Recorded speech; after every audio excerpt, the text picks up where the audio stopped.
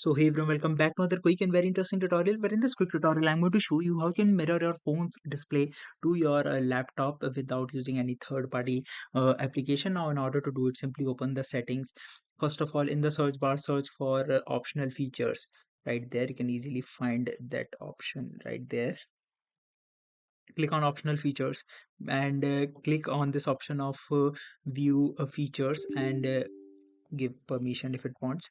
Now here search for wireless display and make sure that this particular feature is installed on your system. You can easily install it if it is not from here. Now again come back here. Now on the settings, search for project to this PC. You'll see this option of projection settings right there. Click over there and here you'll see this option of project to see this PC. Now just simply click in this always off to available anywhere on secure network, or just simply select available anywhere. Once you click over there, now click on this option of launch the wireless display app.